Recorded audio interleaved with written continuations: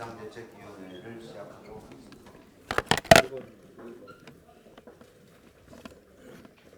다 들어오셨어요?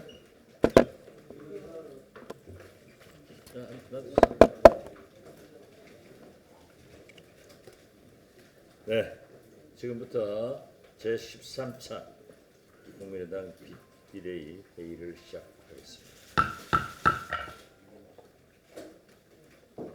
네, 이어서 박지원 위원장님의 모두 발언. 북한의 핵과 미사일 개발에 대해서는 우리 국민의당은 물론 전 세계가 당연히 규탄해야 되고 북한은 그러한 도발을 중지해야 합니다. 사실 유엔 안보리에서 제재를 강화할 때 중국은 대북 제재에 소극적이었어요. 미국에 가면은 미국의 밀을 3일간만 수출하지 않아도 구라파에 레스토랑에 빵이 없어진다라는 얘기가 있습니다. 만약 중국이 3일만 대북 식량과 원유 등 제재를 했다고 하면은 오늘과 같은 결과가 나오지 않았을 것입니다. 이러한 것을 보면은 북한의 핵 미사일 도발에 대해서 중국도 일련의 책임이 있다고 저는 분명히 수차 밝힌 바 있습니다. 사드 배치에 반대하는 우리 국민의당도 최근 중국이 비자 발급 요건을 강화하고 중국의 관광객 한국 방문을 취소하고 우리 배우들이 중국 드라마의 하차 움직임을 보이는 등 본격적인 사드 보복을 시작하는 것은 국제사회를 이끌어갈 강국으로서 중국의 태도는 바람직하지 않다고 유감을 표명합니다. 우리 국민의당은 이런 차원에서 CCTV에서 출연을 요청하는 의원들에게도 자제를 시켰고 또 그러한 것으로 인해서 외교 문제가 발생되지 않도록 노력을 했습니다. 어떠한 이유였든지 한중 수교 24년간 양국의 우호 관계가 파탄이 나는 것은 옳지 않습니다. 중국은 책임 있는 국가로서 한중 관계를 지속 발전시킬 수 있도록 사드 문제와 경제 문제를 분리해야 한다고 다시 한번 분명하게 우리의 입장을 밝힙니다. 또한 저는 최근 주한 미 부대사와 오찬을 하면서 사드 배치에 대한 많은 의견을 교환했고 우리 당과 우리 국민의 입장을 설명했습니다. 미국 부대사께서도 깊게 경청을 했고 미국의 의견을 개진도 했습니다. 마찬가지로 외교 문제가 있기 때문에 이러한 것에 대해서 구체적으로 저도 말씀을 하지 않았습니다. 우리는 굳건한 한미동맹, 한미일 공조, 그리고 중국과 러시아의 협력 속에서 북한을 견제도 하고 포용도 하면서 평화의 문을 열어가야 합니다. 이것이 햇볕 정책의 기조이며 남북 관계의 대전제입니다. 어제 새누리당에서 햇볕 정책을 퍼주기라고 지금 생뚱맞게 비난하면서 북한의 핵과 미사일의 개발 책임을 햇볕 정책의 결과라고 말했습니다. 과연 MB 박근혜 정부 9년 동안 햇볕 정책과 퍼주기를 안 했는데 왜 북한의 핵과 미사일은 더 발전했고 더 자주 실험을 했는지 묻지 않을 수 없습니다. 우리 국민의당은 국익과 남북관계 개선을 위해서는 박 대통령께서 반드시 사드 배치 철회 국회 비준 동의안을 제출해야 한다고 다시 한번 촉구합니다. 어제 박 대통령께서 TK 초선 의원들을 청와대로 초청을 해서 사드 배치를 성주, 성산에서 다른 곳으로 이전시킬 수 있다는 말씀을 하셨습니다. 국방부에서도 당혹스러워했습니다. 이것은 정부 스스로 사드 배치 결정이 졸속으로 이루어졌다는 것을 자인한 것이며 아랫도를 빼서 윗도를 베려는 무능하고 공허한 발상을 다시 한번 드러냈습니다. 국민을 설득하는 데 실패한 정부가 대한민국과 성주 군민을 분리시키고 이제는 성주 군민도 설득할 수 없게 되자 성주읍과 성주 면단위를 분리시키겠다는 것으로밖에 볼 수 없습니다. 국민의당은 이러한 논의가 있는 사실을 이미 지난 7월 20일 알고 있었습니다. 그러나 대한민국 어떤 땅에도 사드는 안 된다는 것이 8월 1일 성주를 방문해서 확인한 국민의 뜻이었으며 성주 군민과 투쟁위원장도 어제 사드 철회만이 정답이라고 했습니다.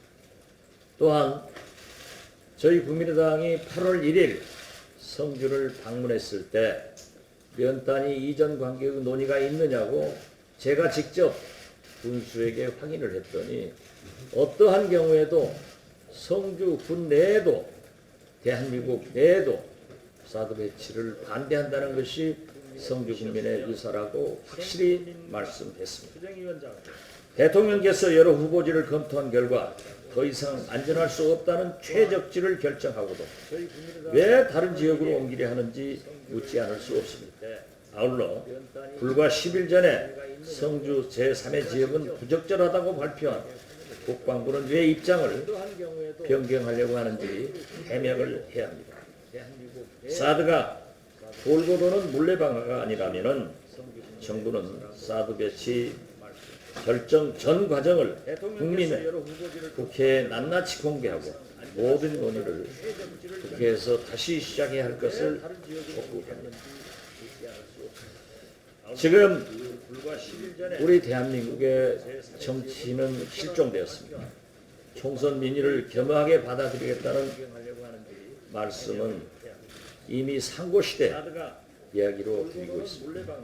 루소의 말처럼 국민은 선거일 단 하루만 주인이 되고 1년 내내 노예가 되는 것은 아닌지 심각하게 회의할 수밖에 없습니다. 새누리당은 야3당의 8월 3일 합의에 대해 야당 횡포, 후퇴정치, 반정치라고 적반하장을 하고 있습니다. 야3당 합의는 하늘에서 뚝 떨어진 합의가 아니라 19대 국회에서부터 정부 여당이 회피하고 숙제를 안 했고 그래서 국회가 20대 국회가 반드시 처리해야 할 사항으로 4.13 총선의 심판이고 민의입니다. 국민과 야당은 5.13 청와대 회동에서도 이러한 사안들을 줄기차게 요구를 해왔습니다. 박 대통령과 새누리당에 묻겠습니다. 68년 만에 검찰 역사 최대의 치욕적인 사건을 경험하고도 아무리 없다는 듯이 검찰 셀프 개혁만 믿고 기다려야 하는가? 세월호가 인양되지도 못했는데 특조위 활동을 하지 못하게 하는 것이 정상인가?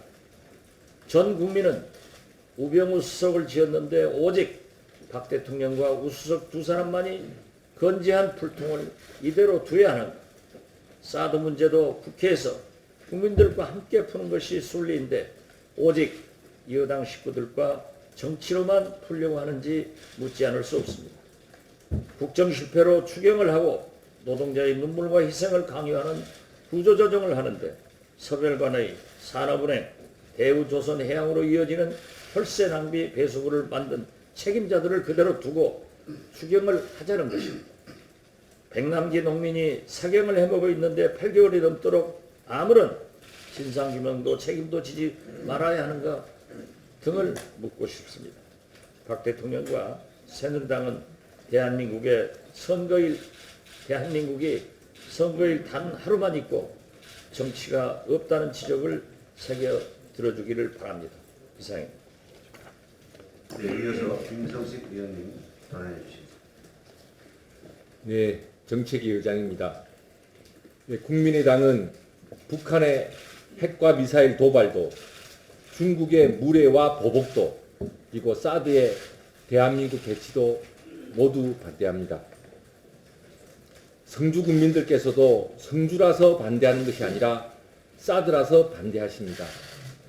우리가 성주에 갔을 때 성주군청에 걸려있는 현수막은 대한민국 어디에도 사드 배치 최적지는 없다는 것이었습니다. 성산포대가 아닌 다른 성주에 사드를 배치한다고요? 국민들도, 대한민국 국민들도 동의하지 않을 것입니다. 한편 더민주 의원님들이 일부 중국에 가려고 한다는 뉴스가 있었습니다. 더민주 의원님들께서는 중국에 가시려 하기보다 당 내에서 사드 배치 철회, 국회 비준 절차 촉구 등 당론을 모아가시는 것이 더 중요할 것 같습니다. 많은 시민들은 당 지도부의 모호한 태도가 더 문제라고 합니다. 이제 전략적 모호성은 제1야당의 피난처가 될 수 없습니다. 국민의당과 사드 철회 국회 비준 절차 촉구를 함께한 많은 국민과 더불어 바로잡을 수 있는 대열에 더민주도 책임있는 동참을 해야 할 것입니다. 어제 새누리당 정진석 원내대표는 사드 배치에 대해서 재검토가 필요하다고 주장하는 것에 대해 불순, 매국노 등 써서는 안 되는 표현을 반복해서 썼습니다. 지금부터 제가 인용하는 내용은 누가 말했을까요? 사드는 군사적 무기가 아니라 한반도 통일을 지향하는 대한민국의 통일 외교 주도권을 확보하는 전략적 카드로 써야 했다. 결정이 너무 빠르게 이루어졌다. 사드는 전략적 카드로 쓰면서 중국으로 하여금 대북 제재 등 동북아 이슈에 있어 협조를 끌어내는 카드로 썼어야 했다. 미 국방부의 아태 전략에서 사드가 태생되었다. 가장 먼저 한반도에 배치하는 이유가 뭐냐? 피상적으로는 북핵 미사일 위협이지만 보다 근본적으로는 중국을 겨냥하고 있는 것이다. 미국 중심, 국방 중심의 논리가 판을 치고 한국 중심, 외교 중심, 통일 중심의 논리가 항상 뒷전에 따른다. 이것은 7월 8일 사드 배치가 이루어지고 나서 7월 11일 국회 외통위의 한 여당 의원의 질의 내용입니다. 이름이 누군지도 알 것입니다. 여기도 불순입니까? 다시 한번 말씀드립니다. 국민의당은 북한의 핵미사일 도발도, 중국의 무례와 보복도, 사드의 한반도 배치도 모두 반대합니다. 어제 저는 우리 김동철 예길이 간사님 그리고 우리 장병환 의원님을 비롯한 예길이 위원님들과 함께 전북, 광주, 전남을 방문해서 각 시도 관계자들과 예산정책 협의를 가졌습니다. 앞으로 영남, 충청, 강원 지역까지 정책협의회를 확대해서 시행하고자 합니다. 어제 전북에서는 안전등급이 이미 2등급인데 5년 동안이나 예산 배정을 받지 못하고 있는 김제육교의 안타까운 얘기도 들었고, 새만금과 관련해서 동서도로는 더디게 가고 있는데 함께 해야 될 남북도로는 아예 시행도 되고 있지 못한 얘기도 들었습니다. 광주에서는 100만 자동차 일자리와 관련해서 광주 일자리 모델을 만들어서 잘해가겠다는 취지와 함께 중앙정부와 국회의 적극적 지원을 바란다는 얘기도 들었고, 광주공항 이전 문제가 이제 길이 열려서 많은 지원이 필요하다는 말씀도 들었습니다. 전남에 가서는 무안공항과 KTX를 연결하는 종합적인 전남의 도약을 위한 준비, 그리고 철도 인프라의 구축 등에 대한 말씀도 들었고, 천혜의 청정 지역을 바탕으로 한 농산물 해조류 사업에 중앙정부의 지원들이 더욱 강화되기를 바라는 얘기도 들었습니다. 특히 세 지역 모두 아마 이 얘기는 영남이나 충청, 강원 지역 모두 마찬가지겠습니다만 복지와 관련해서 지방정부에 대한 매칭이 계속 늘어나면서 지방정부 자체의 사업 기반이 약화되고 있어서 걱정이라는 말씀도 들었습니다. 이 모든 이야기를 잘 담아서 앞으로 각 지역별로 균형 발전이 이루어질 수 있는 정책을 만들어 나가는데 국민의당은 최선의 노력을 다하겠습니다. 이상입니다. 예, 계속해서 조정용 의원님 발언해 주시겠습니다.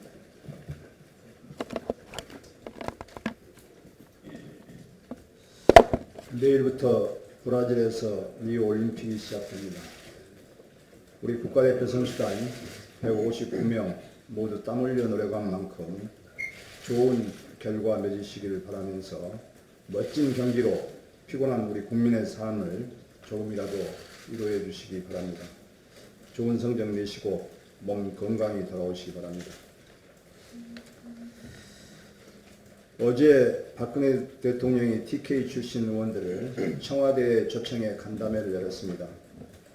대통령이 사드 배치와 관련해 국회의원들과 간담회를 여는 것은 바람직한 일입니다. 그러나 사드 배치에 찬성하는 의원들만 청와대에 초청해 대통령이 하고 싶을 말만 하는 것은 소통이 아닙니다. 대통령과 정부가 정말로 국회의원들과 소통을 하려면 국회 차원에서 사드 배치를 논의할 수 있도록 사드 배치 동의안을 국회에 제출해야 합니다.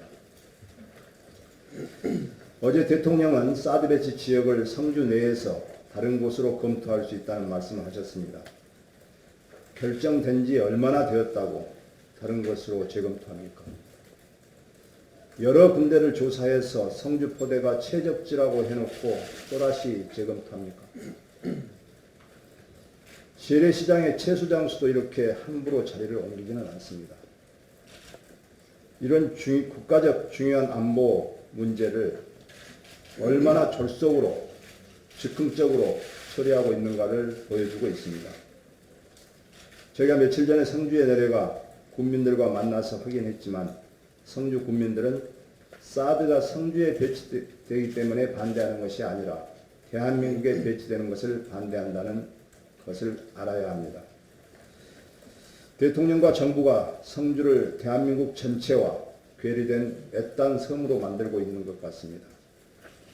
요즘 상황을 보면 대통령과 국방부도 소통이 되지 않은 데다가 국민을 상대로 고도의 심리전을 펼치고 있는 것 아닌가 의심스러울 정도입니다. 사드 배치에 반대하는 국민들을 외부 세력으로 규정하고 사드 배치의 문제점을 지적하는 야당과 국민의 목소리를 괴담과 유언비어로 폄하하고 성주 국민들이 지역 이기주의 때문에 사드 배치에 반대하고 있는 것처럼 여론을 호도하고 있습니다. 사드 배치에 반대하는 국민을 소통의 상대가 아니라 제압의 상대로 여기는 것 같아서 유감입니다. 박근혜 정부가 집권 후반기에 길을 잃고 우왕좌왕하고 있어서 걱정입니다. 사드 정보를 미국, 일본과 공유하지 않는다. 즉 미국의 MD체제가 아니다 라고 누누이 그동안 강조해놓고 이제 와서는 미국, 일본과 정보를 공유한다 라고 하고 있습니다. 국민들 앞에 진실을 밝히십시오. 대통령은 한때 통일 대박론을 외치며 당장이라도 통일을 이룰 것처럼 법석을 떨다가 이제는 통일 쪽박이 되어버린 것 같습니다. 박근혜 정부의 대북 정책은 완전히 실패한 것 같습니다. 평화는 대결이 아니라 대화로 시작된다는 것을 국제정치의 기본 원리입니다. 전쟁과 무력은 최악의 수단입니다. 리우 올림픽으로 인해서 사드 배치 문제, 검찰 개혁 문제, 우병우 민정수석 문제가 올림픽으로 인해 수그러들겠지 하고 정부 여당은 생각하지 말기를 바랍니다. 국민은 똑똑히 지켜볼 것입니다. 박근혜 대통령이 다시 제자리로 돌아오시길 기대합니다. 이상입니다. 예, 이어서 조배숙 의원님 발언해 주시겠습니다.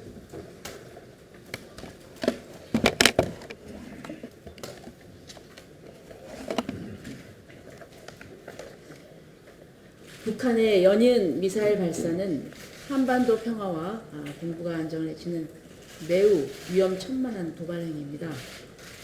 북한의 미사일 발사를 규탄하며 군사 도발을 즉각 중단할 것을 강력히 촉구합니다. 북한의 미사일 발사와 관련해서 유엔 안보리 긴급회의가 소집되었지만 기대를 모았던 규탄 성명은 채택되지 못했습니다. 다른 때 같았으면 채택되었을 텐데 중국의 미온적 태도 때문이라는 분석입니다. 중국은 이번 회의에서도 사드 얘기를 했습니다. 사드가 한반도 긴장을 고조시키고 있다는 입장을 취했다고 합니다. 중국 반영 신화통신은 북한의 노동미사일 발사가 한미 사드 배치 계획에 대한 항의라는 다소 감정 섞인 해설 기사를 싣기도 했습니다. 북한 미사일이 일본의 배타적 경제 수역인 아키타현 앞바다 250km 이내에 낙하된 것으로 추정이 되자 일본은 자국에 대한 중대한 위협이자 용서하기 어려운 폭거라면서 발끈하고 있습니다. 자칫 전쟁할 수 있는 일본 만들기에 혈안이 된 아베 총리에게 호재로 작용할 거라는 분석도 나옵니다.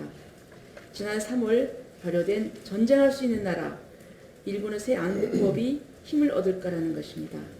실제로 일본 정부는 북한이 사전 징후 포착이 어려운 이동식 발사대를 사용해서 탄도미사일 발사를 반복하자 파괴 조치 명령을 항상 발령된 상태로 유지하는 방향으로 최종 조정을 하려고 하고 있다고 NHK가 보도했습니다.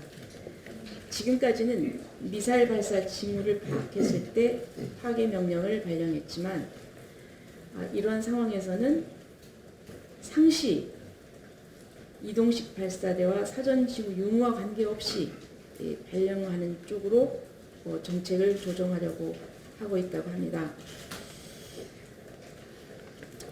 한반도를 둘러싼 동북아 정세가 아주 매우 위험합니다.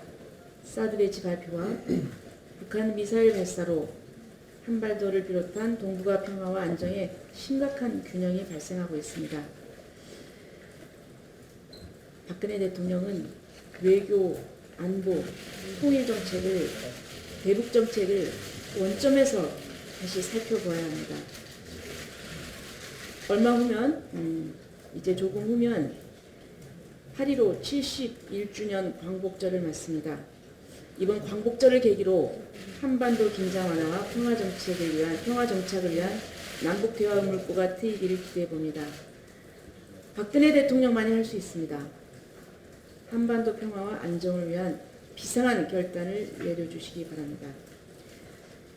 새누리당 정진석 원내대표가 야3당의 공조 합의를 야합이고 정략적이며 반협치, 반민생이라고 비난했는데 겉으로는 협치를 얘기하면서 결국 현명한 속내를 여실히 드러낸 막말을 쏟아부어서 아주 매우 유감입니다. 정치공세당, 발목잡기 당으로는 평생 야당밖에 못한다는 겁박 수준의 막말조차 서슴지 않으시는 것을 보면은 새누리당의 조급증이 심각한 상태이다. 이렇게 국민들이 판단하시리라고 봅니다. 새누리당이 과거 야당이었던 한나라당 시절을 생각해 보십시오. 정부 여당의 위기를 야당의 탓으로 돌려서 국면을 모면하려는 얄팍한 정치 공세야말로 꼼수이고 정략적이며 반민주, 반민생이라는 점을 직시하셨으면 합니다. 야3당이 공조하기로 합의한 의제들은 국민을 대표하는 국회가 당연히 해야 할 일이고 하나같이 시급을 요하는 긴급 현안입니다. 국민은 국회의 응답만을 기다리고 있습니다. 새누리당과 정진석 원내대표는 청와대의 목소리에만 귀 기울이지 말고 국민의 목소리에 귀 기울여 주시기 바랍니다.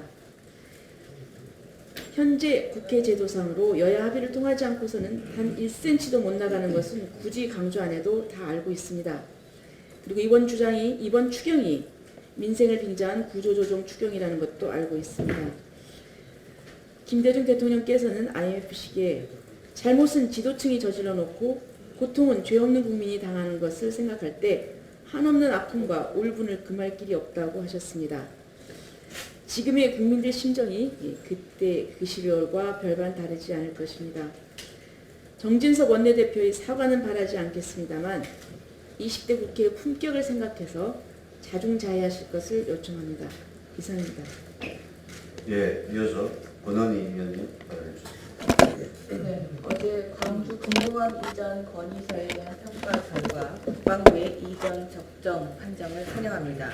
이로써 50년 이상 소음으로 인해 고통받았던 광주 시민들의 생활권을 회복하는 데 한 걸음 더 나아가게 되었습니다.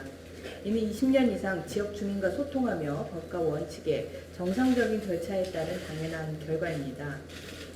지난 7월 11일 박근혜 대통령은 청와대 수석비서관에 의해서 원칙과 절차를 무시하고 지역 간 형평성에 맞지 않는 대구공항 이전 발언을 함으로써 오히려 정부가 나서서 지역 갈등과 지역 간 경쟁을 유발한다는 비판을 받았습니다.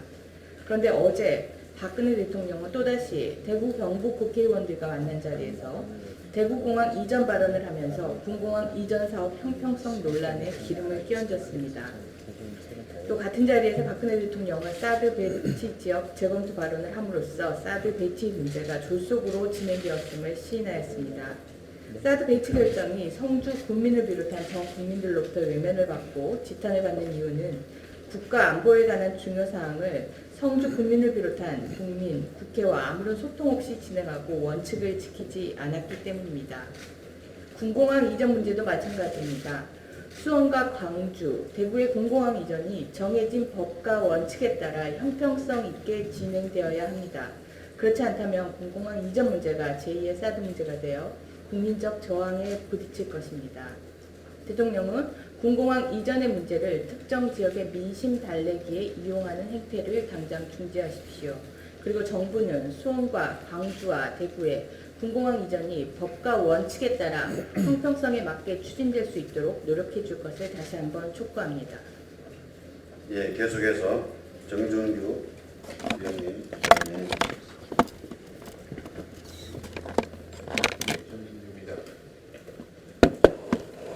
네, 정준입니다. 박근혜 정부는 스스로를 독재 정부로 내세웁니다. 하지만 임기 내내 오히려 우리 사회의 복지 대상자들을 힘들게 하는 정책만 펼치고 있습니다. 사람을 어떻게 대하느냐에 한 사회의 수준이 결정된답니다. 휴먼 서비스가 국제 요체인 이유입니다. 중증장애인의 자립생활을 뒷받침하는 장애인 활동 지원 서비스 문제도 그러합니다. 장애인 활동 지원 서비스는 2007년 시범 사업을 시작으로 2016년 현재 수급자가 6만 2천 명, 지원 인력이 5만 4천 명으로 중증장애인의 자립생활에 없어서는 안 될 제도입니다. 하지만 활동 지원 서비스 시간당 수가가 적어서 장애인과 중계기관, 활동 보조인 모두를 힘들게 하고 있는 실정입니다. 현재 장애인 활동 지원 급여는 월 117만 976원으로 최저임금 126만 270원에 미치지 못하고 있습니다. 돌봄을 행하는 노동자가 오히려 돌봄의 사각지대에 놓여 있는 것입니다. 지금의 낮은 수가로는 활동보조인 대부분은 생활임금을 보장받지 못하고 지원기관은 최저임금법 위반이나 법정수당 미지급 등 범법자로 내몰리고 있으며 이것은 서비스 대상인 중증장애인들의 삶의 질 확보에도 부정적인 영향을 미치고 있습니다. 무엇보다 장애인 활동 지원 서비스는 노동 강도가 대단히 높은 업무인데 저임금으로 인해서 대부분 활동 보조인이 연령대가 높은 여성들입니다.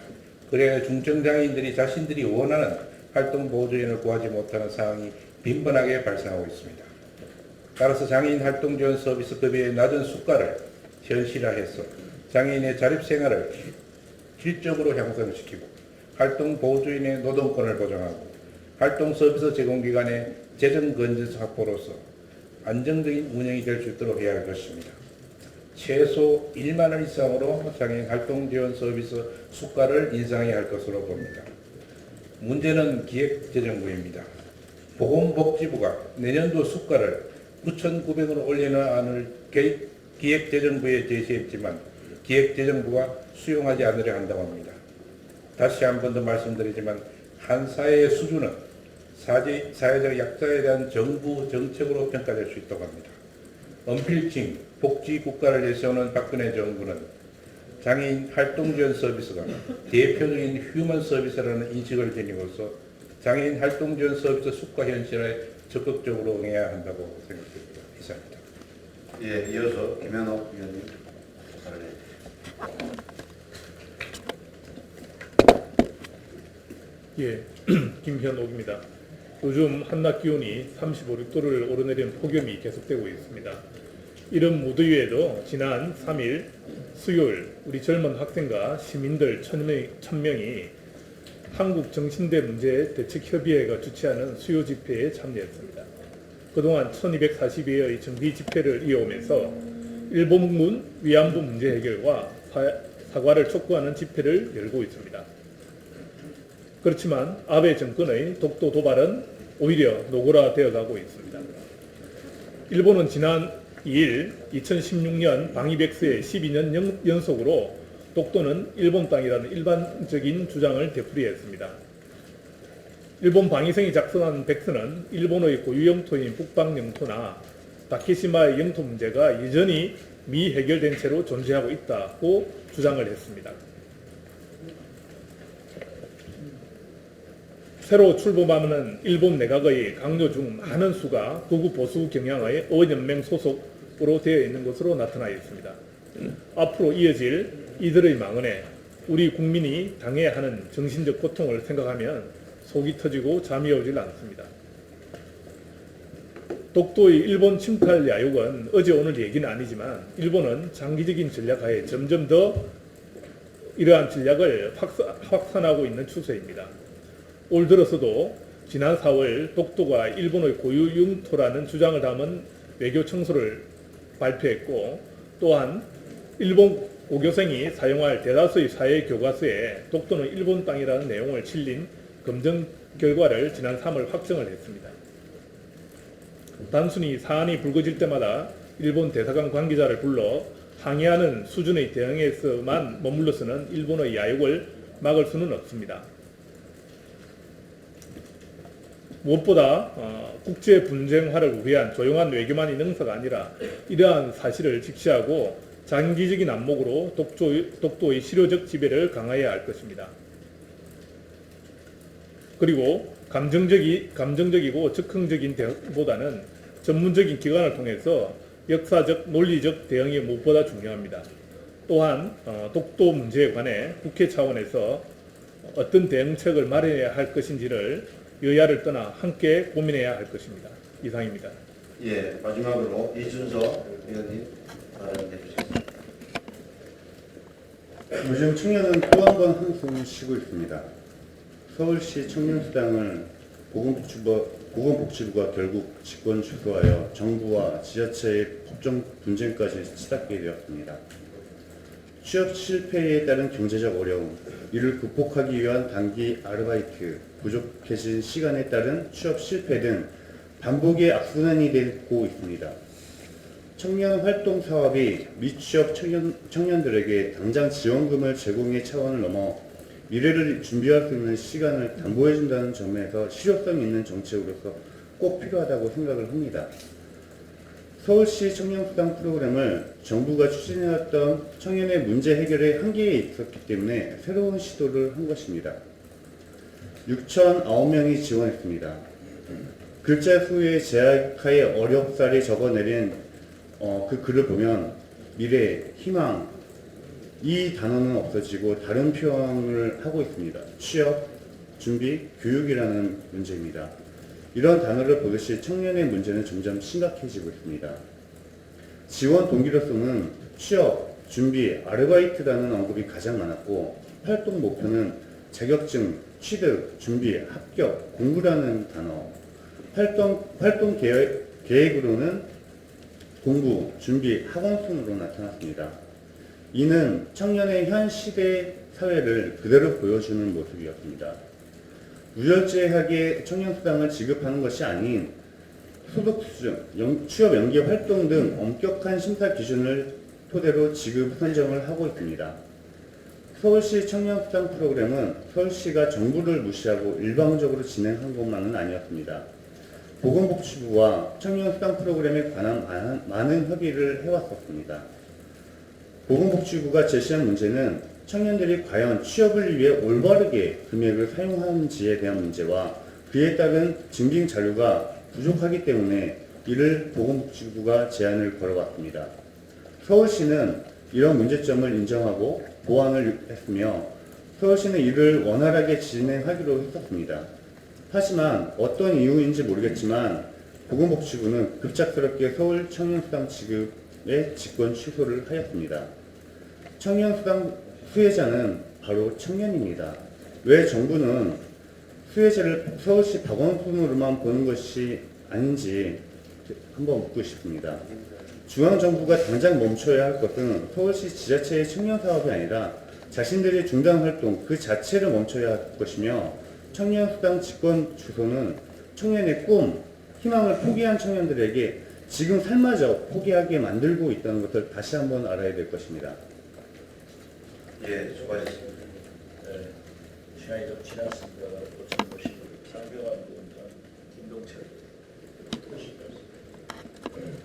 예, 이상으로 공개 발언을 모두 마치고 회의를 비공개로 전환해서